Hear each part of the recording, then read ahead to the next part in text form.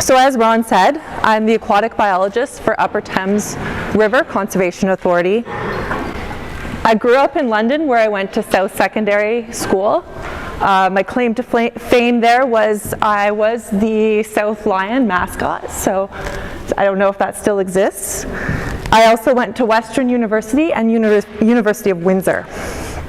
I've worked for conservation authorities for more than 15 years, and my work has included many types of aquatic monitoring. That ranges from monitoring fish, water quality, turtles, and what I'm here to talk to you about today, freshwater mussels. So of all the species that I've studied, freshwater mussels are probably the most fascinating.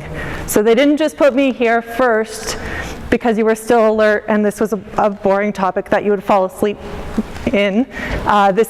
You're going to find some pretty interesting things. So I want to start with a quote by Abby Gasho-Landis, and what she said about mussels was, "To the uninitiated, a typical creek bed appears empty, mud and rock shifting below water that can flow clear or trickle like cappuccino. Yet, like so much in nature, it's not the stream that lacks dimension, but our way of seeing it. Those with trained eyes know that a creek bottom can speak volumes, and few river residents have more secrets to share than the elusive freshwater mussel."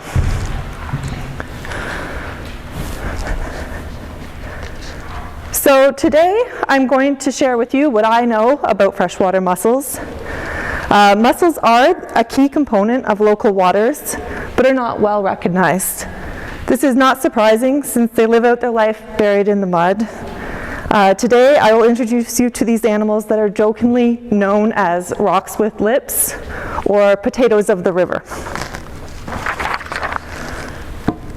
My objective is to spread awareness of freshwater mussels, a type of bivalve that plays a vital role in maintaining water quality and aquatic biodiversity.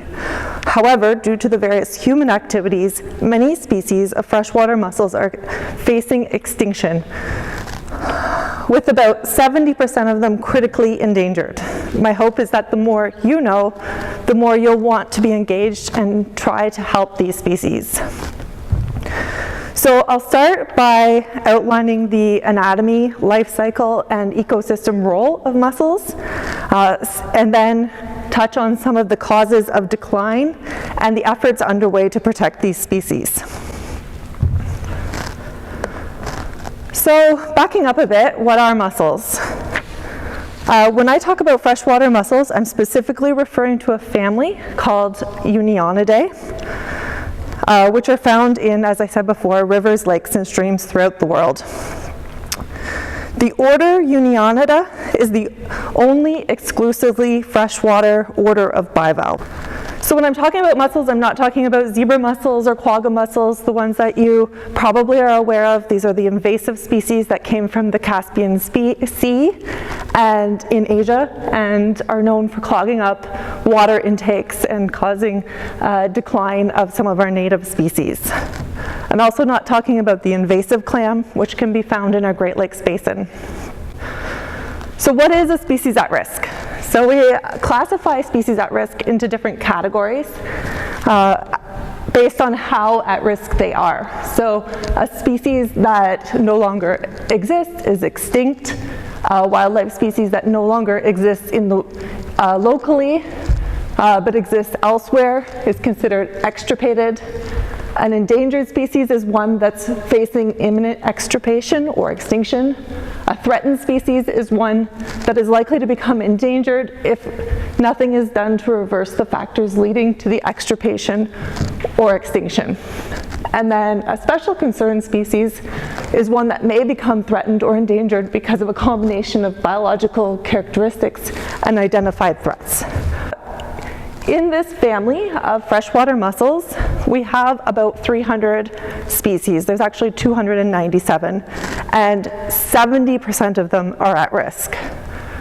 55 species in Canada, and 35% of them are at risk.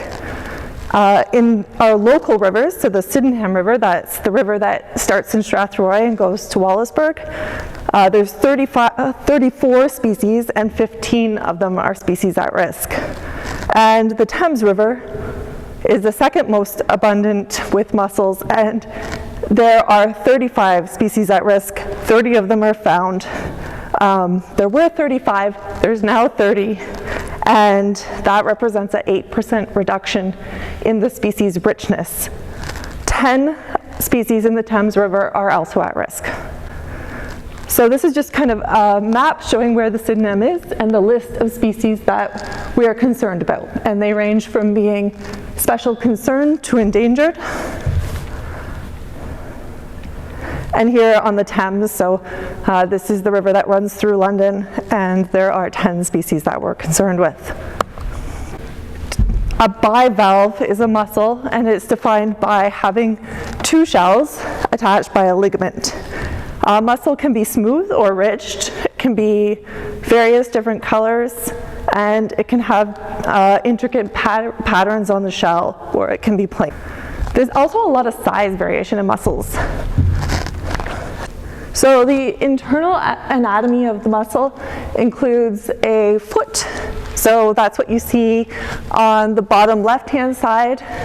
And that appendage sticks out into the mud and helps the mussel move around. So it moves both horizontally in the riverbed, but also vertically. It can burrow down when it's hibernating in the winter. There's also gills, a stomach, teeth. So there's a structure that we call teeth inside the shell, and that helps hold it together. So they're interlocking just like teeth.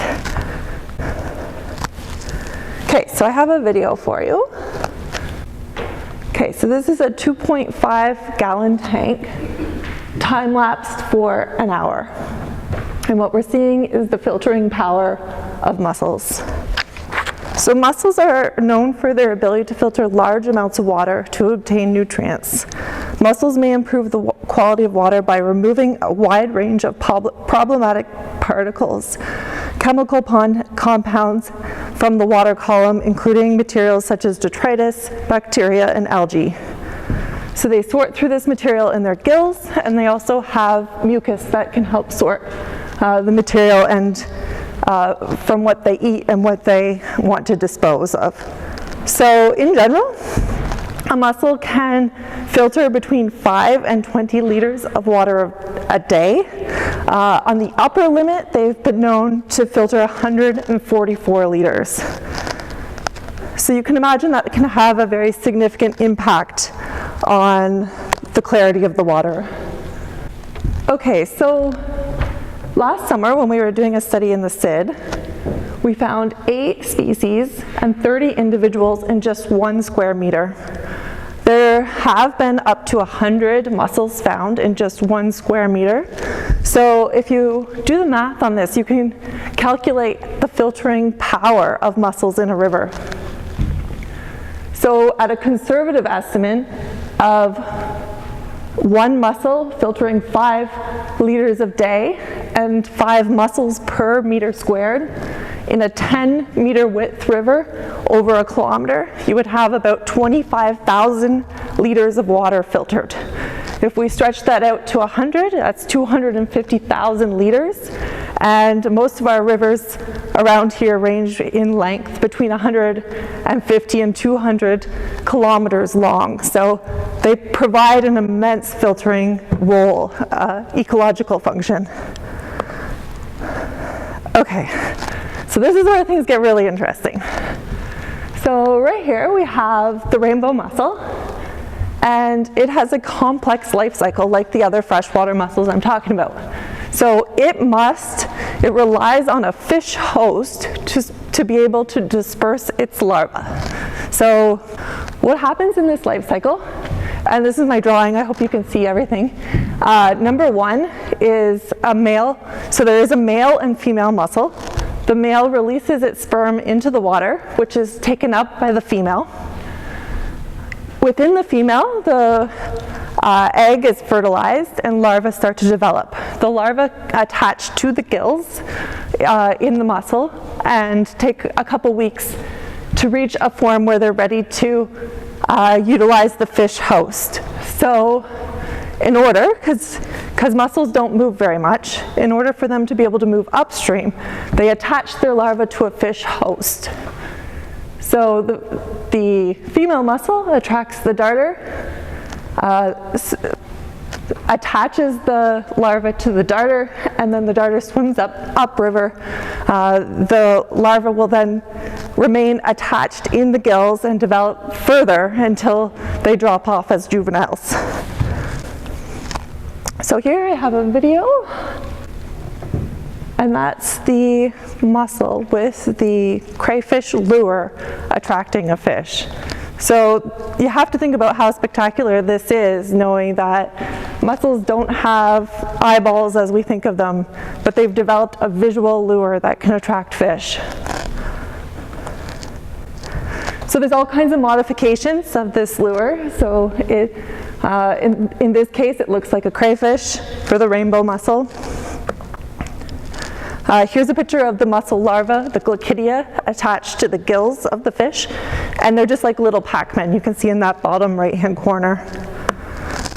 And then once the juvenile are developed, they will drop off the gills of the fish, bury into the sediment of the riverbed, and continue on with their development. So here's another example of a pretty complex life cycle in the mussel family. So the wavy-rayed lamp mussel, and actually other animals in that group, Lampsilis, all use modified visual lures to attract the fish. So in this case, we have a largemouth bass. It's looking at the mussel, thinks it might be kind of interesting. Boom, there goes the larva. And then that will attach to the gills and the fish will swim upstream and the mussels will disperse in the river. So there's all kinds of variations of that lure. And then there's another special modification where the larvae are lumped together in something called a conglutinate. So in this case, the rainbow mussel uses a lure that looks like a black fly. So this is what black fly look like before they emerge from the water. Even has little eyeballs. And on the left is the conglutinate that I found in the Sydenham River as part of the sampling that we do of the river bottom. So here's an example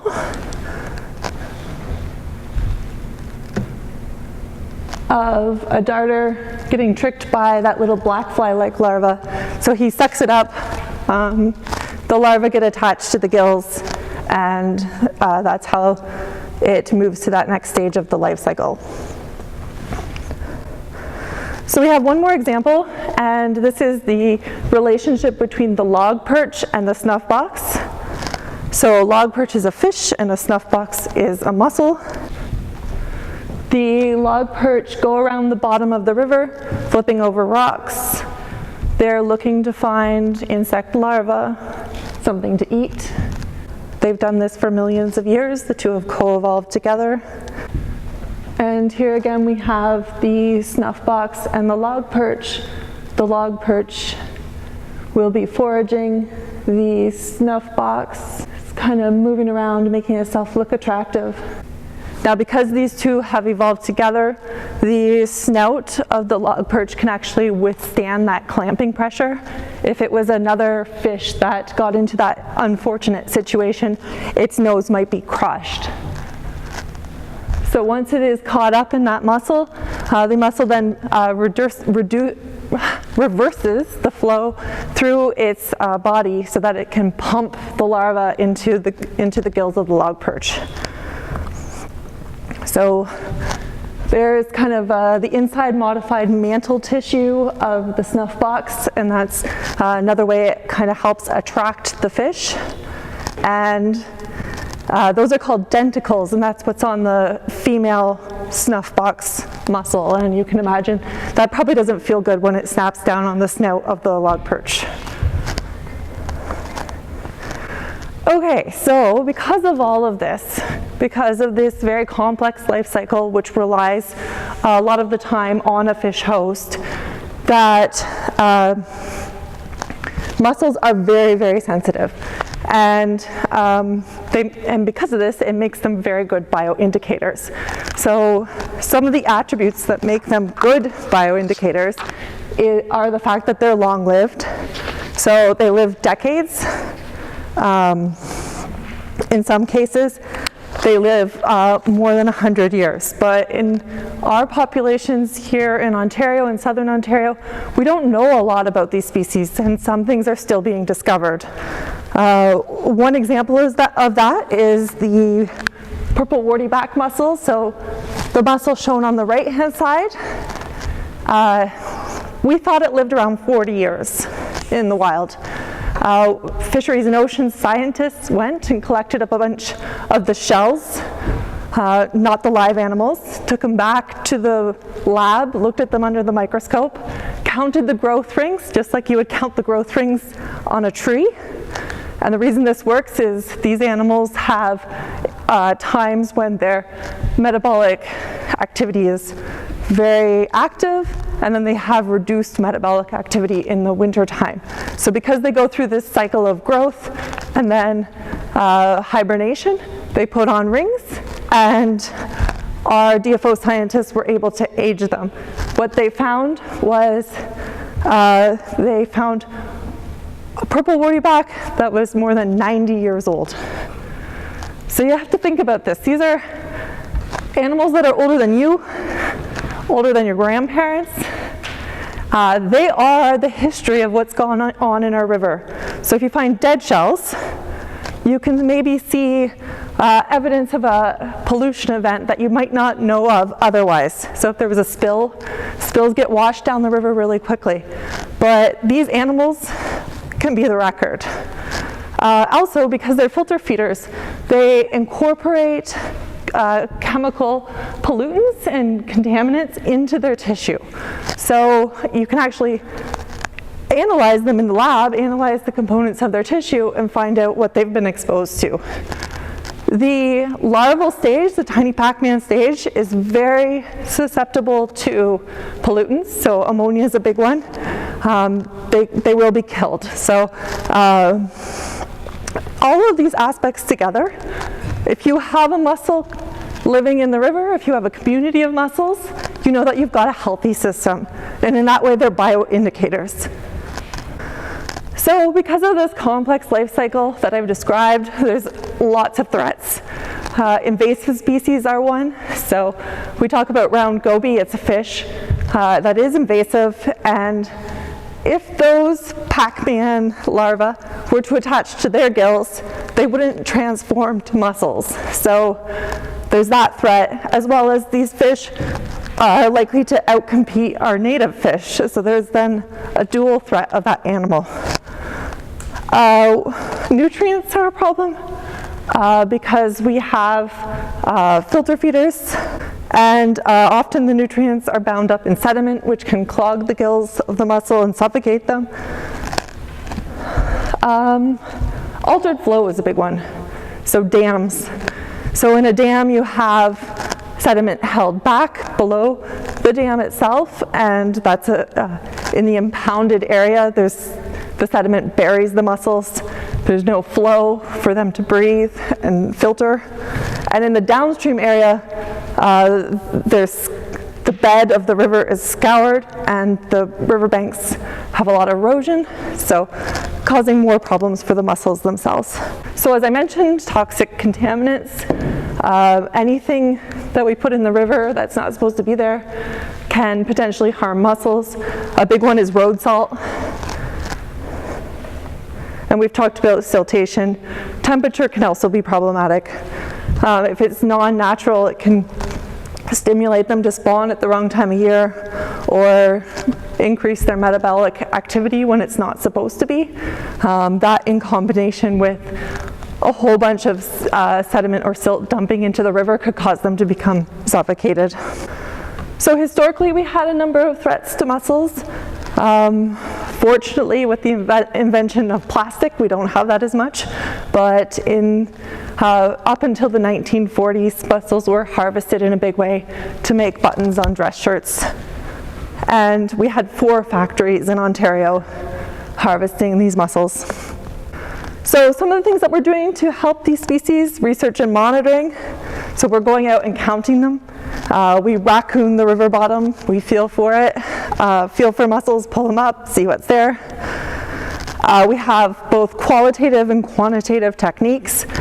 Quantitative will actually dig up the bottom sediment and in a 1 meter square, and that way we don't miss those small mussels that might be not detected if you weren't as thorough. We have legal protections for mussels, and those involve both provincial and federal agencies, and lots of different pieces of legislation that are designed to protect these animals. One of the ways we help conserve them is to try to raise awareness. So what I'm doing today, as well the establishment of key biodiversity areas. So the Union for Conservation of International Union for Conservation of Nature has established 13 areas that are critical for the conservation of biodiversity globally, and the Sydenham River and the Thames River are 2 areas that will be established with that status. We do lots of habitat restoration, and that's one of the main roles of your local conservation authority, or where I work. Dam removal or barrier removal is a really good one, very beneficial. But really anything that you can do in the water to improve the habitat or the water quality is going to benefit these species. So here I just have a picture of some bioengineering work that our conservation authority did last fall. And this involves using a combination of live and dead materials to reduce the erosion or the amount of sediments getting into the river. So now that you're super excited about mussels, I want to talk to you about how you can help. So one way is just to help spread the awareness, to share what you learned today. As well, report your sightings. So if you find dead clamshells or dead mussels and clamshells on the shore, then you can take photos of them and report them through the Clam Counter app or iNaturalist. Because mussels are our record of what has happened, don't collect the shells, leave them there so that we can, as scientists, can count them and pull together the history ourselves. If you see a stranded mussel in a drought, like in the heat of summer, that is up on the banks, you can move it back into deeper water and reduce the amount of salt that you use. So that's it for me. Does anyone have any questions?